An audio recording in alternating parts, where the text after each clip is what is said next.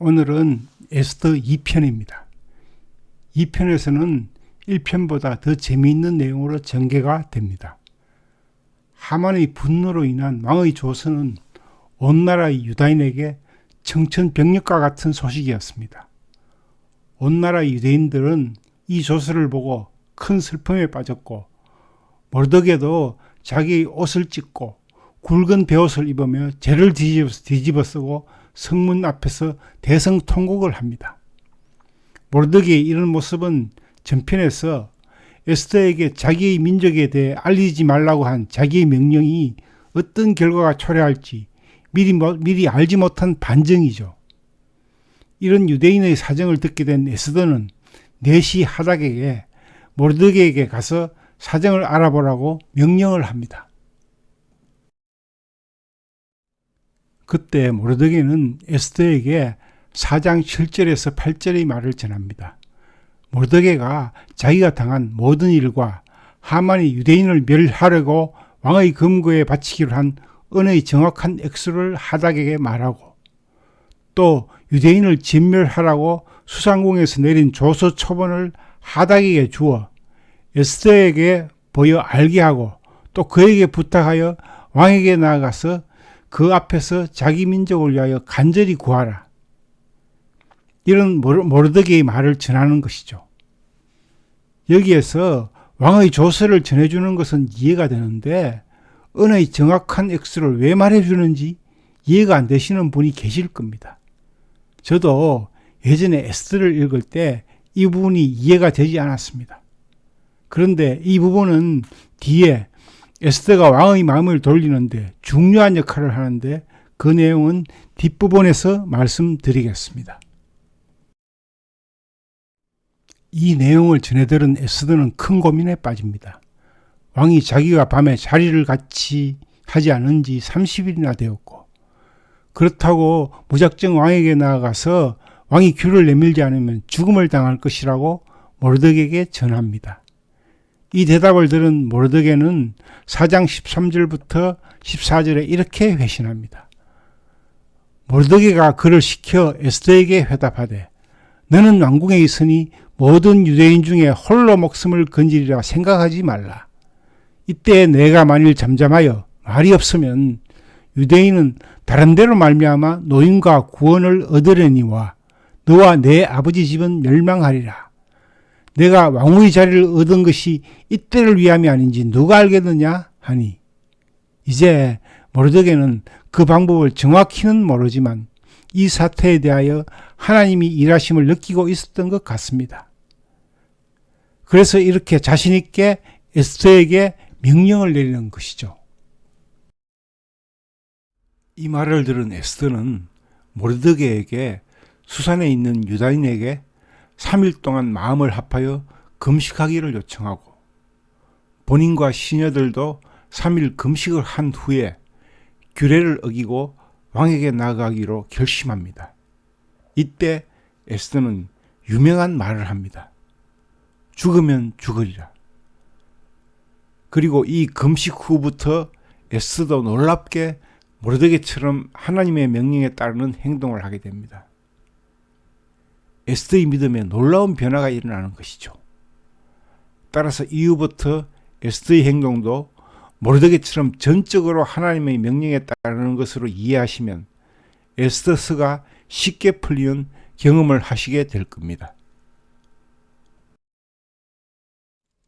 이제 에스더는 죽으면 죽으리라는 그런 결심을 하고 규례를 어기고 왕 앞으로 나아갑니다. 그러자 왕은 금규를 에스더에게 내밀고 사랑스러운 마음으로 소원을 물으며 나라의 절반이라도 주겠다고 합니다. 그때 에스더는 소원을 말하지 않습니다. 그냥 왕과 하만을 위하여 잔치에 초청만 합니다. 이제 잔치가 열리고 왕과 하만이 가서 먹고 마십니다.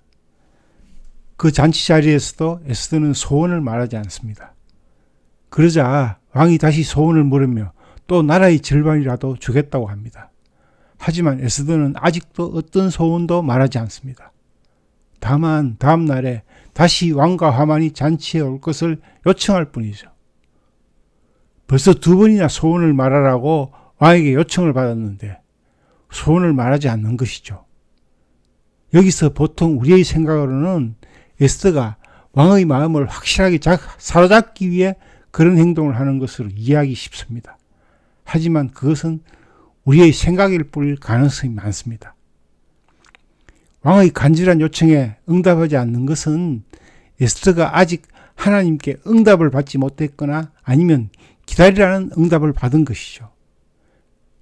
그리고 더 결정적인 것은 첫 번째 잔치 이후 그 하루 사이에 에스더가 전혀 예측하지 못한 일이 벌어지기 때문이죠. 그래서 앞부분에 제가 에스더가 죽으면 죽으리라 하고 결심한 후에 믿음의 변화가 일어났고 모르드게처럼 하나님의 명령에 철저히 순종하는 변화가 일어났다고 했던 것입니다. 또한 이것이 이 편의 제목을 에스더의 순종이라고 정한 이유이기도 합니다. 그 예측하지 못한 일의 내용을 간단하게 요약하면 이렇습니다. 먼저 하나님은 모르드게에게 궁궐 문 밖에 앉아 있으라고 명령하십니다. 하만이 첫날 잔치를 마치고 즐거운 마음으로 궁궐을 나가다가 이 모르드게를 보게 되고 그러자 갑자기 화가 치밀어 오르게 됩니다. 그래서 자기 아내와 친구들에게 이 말을 하자 그들은 50규빗 길이나 되는 긴 나무를 세우고 모르드게를 죽여서 그 나무에 매달기로 합니다. 그리고 그날에 당장 그 나무를 세우는 것이죠. 한편 왕은 밤에 잠이 오지 않아 역대일기를 읽다가 이전에 그의 암살 계획을 모르드게가 고발한 사건을 읽게 됩니다. 그리고 마침 모르드게를 죽이기 위해 요청하러 온 하만에게 오히려 모르드게를 존귀하게 하라는 명령을 합니다. 그런데 에스더는 궁궐 문에 모르드게가 앉아있는 사실도 하만이 모르드게를 죽이려 하는지도 왕이 밤에 역대일기를 읽게 될 사실도 알 수가 없는 것이죠. 즉 에스더가 전혀 예측할 수 없는 사건이 그 하루 사이에 일어났던 것이죠. 그것도 한 가지가 아니라 위의 내용처럼 3가지 사건을 준비하시고 이것을 엮어나가십니다. 뛰어난 반전소설을 쓰시는 하나님 같지가 않나요? 여러분은 이것이 지금부터 3000년 전에 사람이 쓴 내용 같나요? 개인적으로 저는 이 장면에서 오 하나님 이런 말이 저절로 나왔습니다.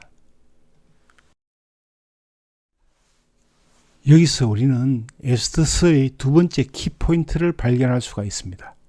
처음에는 에스더는 자기의 목숨만을 생각합니다. 하지만 에스더는 모르드게의 말을 듣고 죽으면 죽으리라 그런 심정으로 3일 금식 후에 규례를 어기고 왕 앞으로 나아갑니다. 즉 에스더가 회심을 하게 되는 것이죠. 이것이 에스더서의 2번째 키포인트입니다. 그런 에스더에게 하나님은 음성을 들려주게 되고 이후부터 에스더도 모르드게와 같이 철저히 하나님의 명령에 순종하는 행동을 하게 되는 것이죠. 하나님은 둘째 날의 반전을 위하여 앞의 3가지 사건이 엮인 계획을 준비하시고 그 하나님의 계획을 전혀 알 수 없는 에스더와 모르드게가 절대적인 순종을 하는가 지켜보시는 것이죠. 그리고 에스더가 첫 번째 잔치가 끝난 후에 하나님 앞에 나아갈 때 잔치 2번째 날에 에스더가 할 말과 지혜를 주시는 것이죠. 드디어 운명의 2번째 날, 왕과 하만이 같이 있는 잔치 자리에서 왕은 에스더에게 다시 소원을 묻습니다. 그러자 에스더는 왕에게 자기가 유대인임을 비로소 밝히고 자기의 목숨과 자기 민족의 목숨을 구해줄 것을 간청합니다. 그리고 이때 모르드게가 힌트를 준 1만 달란트라는 히든 카드를 꺼내게 됩니다. 그 내용은 7장 4절에 나옵니다. 나와 내 민족이 팔려서 죽임과 도륙함과 진멸함을 당하게 되었나이다. 만일 우리가 노비로 팔렸더라면 내가 잠잠하였으리이다. 그래도 대적이 왕의 손해를 보충하지 못하였으리이다. 이 말의 뜻은 번역상의 문제인지 잘 이해가 안 될 수도 있습니다. 이 말의 진의는 이렇습니다. 하만이 은 1만 달란트를 준 이유는 그것으로 왕의 마음을 흐리게 하여 유대인을 멸절하려고 하는 무서운 계획입니다. 왕이 유다인을 다 죽이지 않고 노예로 삼으면 왕에게는 큰 손해가 없으니 저는 잠잠히 있을 수가 있습니다. 하지만 왕이 하만의 계획대로 유다인을 다 죽인다면 왕에게 그 1만 달란트 이상의 금전적인 손해와 왕의 명성에 먹칠을 하는 손해를 끼치게 될 것입니다. 에스더의 말에는 이런 뜻이 담겨 있는 것이죠. 하지만 에스더는 왕의 마음을 상하게 하지 않으려고 하나님이 주신 지혜를 통해 완곡한 표현을 한 것입니다. 왕은 이런 에스더의 말을 듣고 이런 계획을 세워 자기의 눈을 흐리게 한 자가 누구냐고 묻습니다. 아직까지 왕은 에스더 말의 의미를 제대로 파악하지 못한 것을 보니 아하수에로 왕은 그리 똑똑하지 못한 것 같습니다. 그러자 에스더가 이제는 확실하게 이야기합니다. 에스더가 이르되 대적과 원수는 이 악한 하만입니다. 이것으로 하만과의 악연은 끝나게 되고 하만은 자기 집에서 자기가 만든 나무에 매달리게 됩니다. 마지막으로 에스더서의 전체 흐름에 방해가 되지 않는 범위에서 재미있는 상상을 하나 덧붙이겠습니다. 7장 9절에 왕을 모신 내시가 이렇게 이야기합니다. 하만이 높이가 50규빗 되는 나무를 준비하였는데 이제 그 나무가 하만의 집에 섰나이다.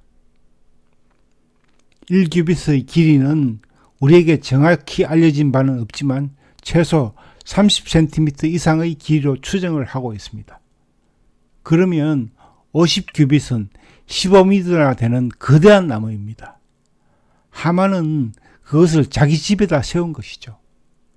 그러다 보니 그 나무는 왕궁의 내시에게도 눈에 띄었을 것이고 그래서 그 나무가 하만의 집에 있다고 이야기한 것이죠. 결국 하만은 그렇게 높은 곳에 남의 눈에 잘 띄게 모르드게를 매달고자 하였으나 결국 그곳에 오히려 자기가 매달리는 운명을 맞이하게 된 것이죠. 재미있으면서도 한편으로 의미를 주는 이 내용을 끝으로 에스더 2편을 끝내고 에스더 3편에서 계속하겠습니다.